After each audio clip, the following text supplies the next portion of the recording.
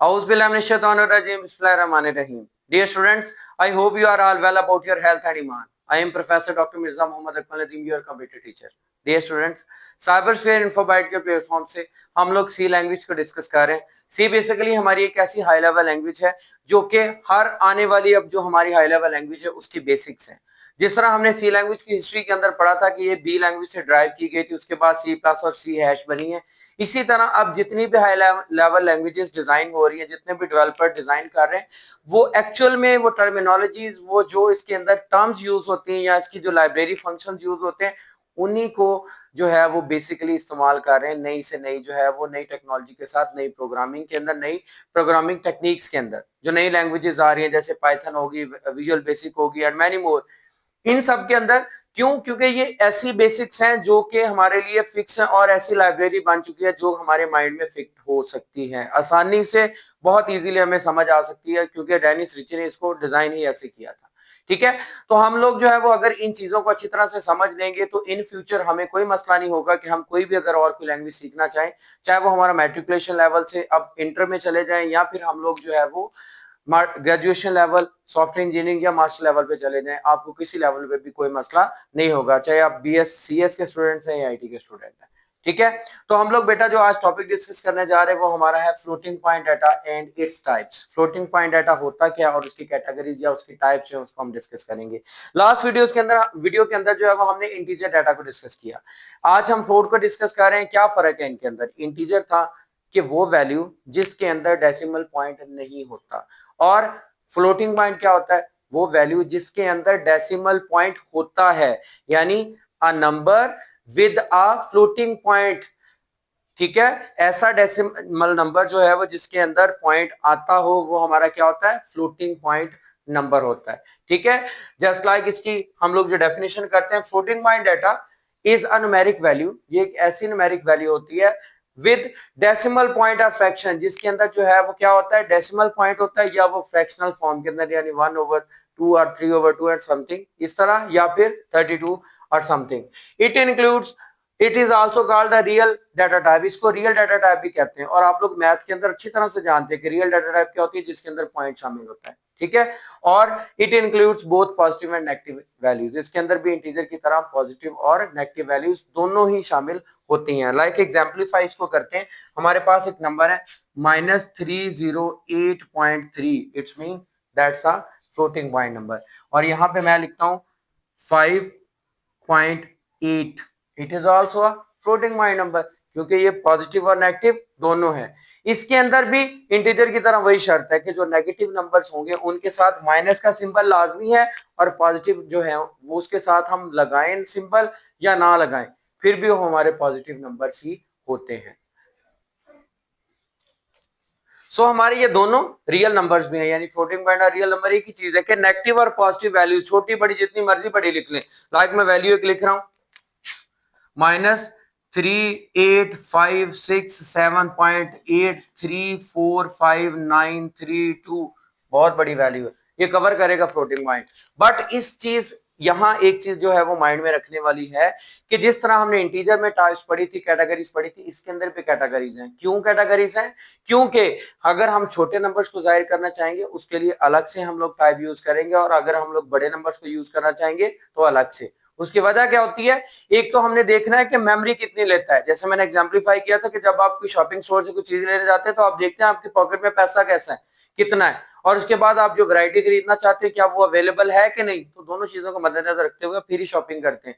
Same इसी तरह हमने जब भी कोई वेरिएबल डिसाइड करना है फ्लोट की बुनियाद पे, तो हमने देखना है कि जिस नंबर के लिए हम लोग को वेरिएबल डिसाइड कर रहे हैं वो किस रेंज में आ रहा है, उसकी वैल्यू जो है वो इतनी तो नहीं है कि हम लोग जो है उसके लिए कोई डाटा टाइप ऐसे डिसाइड कर ले जिसमें वो काफी सारी मेमोरी जो है वो खाली छोड़ दे और हमारे पास जो है वो काफी मेमोरी जो है वो जाया हो जाए, जिसको हम गार्बेज कह लें।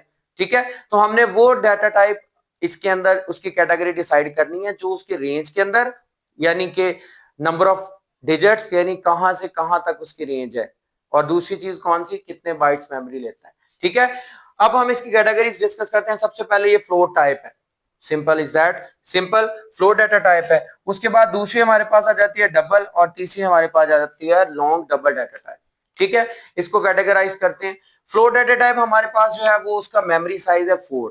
अब देखा जाए हमने जो इंटीजर पढ़ा था उसके अंदर हमने पढ़ा था 2 बाइट्स मेमोरी से लेके ज्यादा से ज्यादा 4 बाइट्स तक, लेकिन ये स्टार्ट 4 से हो रहा है।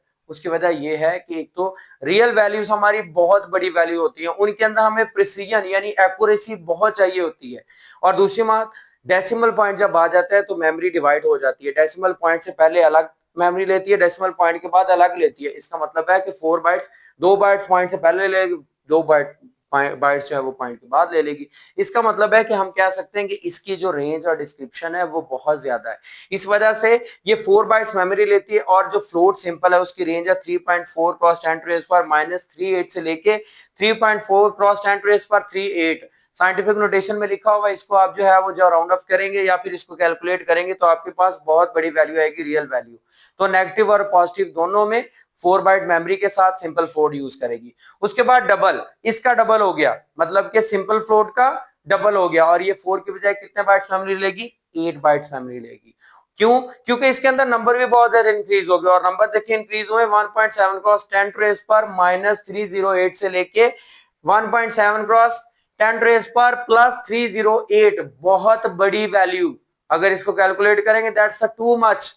ठीक है, तो इसका मतलब है बहुत बड़ी वैल्यू के लिए मेमोरी भी बहुत ज्यादा चाहिए। और उसके बाद हम लोग इसको डिसाइड करेंगे उनके लिए जहां पे हमें बहुत ज्यादा प्रिसाइज मेजरमेंट एक्यूरेसी चाहिए होगी, क्योंकि फ्लोटिंग पॉइंट जब हमने डाटा टाइप डिस्कस किया था तो उसमें ये चीज लाजमी थी कि फ्लोटिंग पॉइंट वहां पे इस्तेमाल होता है उन क्वांटिटीज के साथ जहां पे हम मेजरमेंट कर सकते हैं, यानी मैयर करने के लिए जो है वो इस्तेमाल हमारी टेक्नोलॉजी के अंदर जो है वो फ्लो डाटा टाइप इस्तेमाल होती है। तो उसमें प्रिसीजन लाजमी है, मेजरमेंट में थोड़ा सा मसला आया तो हमारे लिए बहुत बड़ा नुकसान हो सकता है।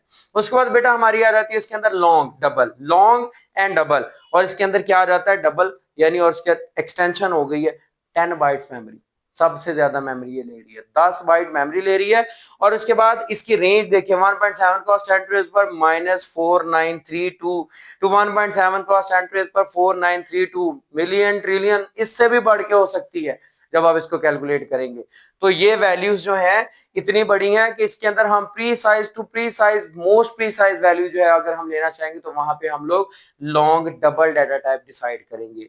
जब भी आपने वेरिएबल डिसाइड करना होता तो पहले आप डाटा टाइप जो है उसकी डिसाइड करते हो। तो इस वजह से आपने ध्यान रखना है अपनी मेमोरी को, और दूसरी बात इस रेंज को मद्देनजर रखते हुए कि आपने कौन सी डाटा टाइप जो है वो इस्तेमाल करनी है जो कि आपकी मेमोरी को भी एक्यूरेट रखे, ना तो ओवर मेमोरी जाए, ना आपकी मेमोरी बच जाए कि वो फजूल में खर्च हो और उसका कोई इस्तेमाल भी ना हो। तो इनमें से आप वो भी कोई भी डाटा टाइप इस्तेमाल कर सकते हैं। ठीक है, अब इसके बाद बेटा हमारे पास एक कॉन्सेप्ट आता है जो कि इंटीजर और फ्लोटिंग पॉइंट दोनों के लिए है। मैंने इस आर्टिकल के साथ इसलिए मिक्स किया क्योंकि हमारे पास ये फ्लोट डिस्कस हो रहा है, तो फ्लोट के साथ जो है वो ओवर अंडरफ्लो अच्छी तरह से समझ आ सकता है। ओवरफ्लो सिंपल सी लैंग्वेज में एक रियल लाइफ एग्जांपल है हमारी। हम लोग जब पानी फिल करते हैं अपने टंकी के अंदर, तो जब मोटर चलाई होती है तो एक ही टर्म यूज होती है, जब वो फिल हो जाती है तो क्या होता है, पानी बाहर आना शुरू हो जाता है। इट्स मीन के उसकी जितनी रेंज थी उससे बढ़ गया, दैट इज ओवरफ्लो। हम कहते हैं हमारी टैंकी ओवरफ्लो हो रही है। उसके बाद दूसरी अंडरफ्लो, मतलब कि जो उसकी वैल्यू है उससे कम रह जाना, जिसमें थोड़ी सी स्पेस बच जाती है। कि हमने एक बिकर लिया, कैपेसिटी उसकी कितनी थी 10 ml थी, हमने उसके अंदर 6 ml, एक इंजेक्शन लिया जो 5 सीसी की था, हमने 3 सीसी उसके अंदर ड्रॉप डाले, जो 2 सीसी बचा है वो तो हमारा गार्बेज गया ना, तो उसको हम कहते हैं अंडरफ्लो। यानी कि मैक्सिमम वैल्यू से बढ़ जाना, that is called the overflow, और मैक्सिमम वैल्यू से पीछे रह जाना, कम रह जाना, दैट इज द अंडरफ्लो। इसको जरा डिफाइन करते हैं। An overflow occurs when the value assigned to a variable is more than the maximum value, कि मैक्सिमम वैल्यू जो उस डाटा टाइप की है अगर उससे ज्यादा वैल्यू असाइन कर दी जाए तो वहां पे ओवरफ्लो हो जाएगा। सेम इसी तरह an underflow occurs when the value assigned to a variable is less than the possible minimum value, कि उसकी जो कम से कम मिनिमम वैल्यू है अगर उससे हम लोग कम असाइन करेंगे तो इसका मतलब है हम अंडर रह गए, दैट इज अंडर फ्लो में आ जाएगा। ठीक है, तो इसका मतलब है यहां एग्जांपल हमारे पास मौजूद है -32768232767। ये हमारे पास integer data type, simple integer data type की एक रेंज है जिसमें मिनिमम वैल्यू ये है और मैक्सिमम ये है। अगर हम वेरिएबल को कोई वैल्यू असाइन कर दें ऐसी जो 32768 से कम होगी तो वहां पे अंडरफ्लो हो जाएगा। ठीक है। और अगर हम वैल्यू 32767 से ज्यादा साइन कर देंगे तो इसका मतलब है वहां पे क्या हो जाएगा, ओवरफ्लो हो जाएगा। तो हमने क्या करना है, ना ओवरफ्लो होने देना है ना अंडरफ्लो, बल्कि हमने वो डाटा टाइप डिसाइड करनी है। अगर ओवरफ्लो नजर आता आपको होता हुआ नजर आता तो उससे नेक्स्ट डाटा टाइप देख लें, ठीक है, वो डिसाइड कर लें। और अगर अंडरफ्लो नजर आ रहा है तो ये आप देखें कि सबसे छोटी कौन सी डाटा टाइप है जो कम मेमोरी ले और उस रेंज को डिसाइड कर सके। ठीक है बेटा, तो ये उम्मीद करता हूं कि आपको फ्लोटिंग पॉइंट और उसके बाद ओवरफ्लो और अंडरफ्लो का और जितनी भी कैटेगरीज तीन जो हमने डिस्कस की हैं फ्लोटिंग पॉइंट की, आपको अच्छी तरह से समझ आ चुकी होगी। फिर भी अगर कोई भी कंफ्यूजन हो, कोई मसला हो तो कमेंट बॉक्स में फीडबैक के साथ लाजमी तौर पे मुझे बताइएगा कि आपको अगर कोई कंफ्यूजन है, मसला है, तो मैं ताकि आपको नेक्स्ट वीडियोस के अंदर क्लियर करवा सकूं, ताकि आप जो है किसी चीज के डाउटफुल ना रह सकें। और बेटा इसको अच्छी तरह से क्लियर करें, इन टर्मिनोलॉजीज को समझें, क्योंकि आपने प्रोग्रामर बनना है। इन फ्यूचर आपने ही प्रोग्राम डिजाइन करने और इन टर्म्स को यूज करोगे तो प्रोग्राम अच्छे डिजाइन होंगे। अगर आपने चैनल को सब्सक्राइब नहीं किया तो लाजमी तौर पे चैनल को सब्सक्राइब कर लें और बेल आइकन पे क्लिक कर लें ताकि आने वाली वीडियोस आप तक पहुंचती रहें। और दोस्तों के साथ भी इस इल्म को लाजमी तौर पे शेयर करें, इस चैनल को, इन वीडियोस पर शेयर करें। इतना तो एक टीचर का हक बनता है कि स्टूडेंट से कह सके कि बेटा ये काम आपने करना है। तो बेटा ये इल्म फैलाना एक ऐसी नेकी है जिससे एक तो दूसरों का नॉलेज बढ़ता है आपके नॉलेज के साथ साथ, और दूसरा अल्लाह ताला भी आपको इस चीज का अजर देता है। तो दुआओं में याद रखिएगा, अपना बहुत ज्यादा ख्याल रखिएगा। इंशाल्लाह मिलते हैं नेक्स्ट वीडियो के अंदर। जज़ाकल्लाह।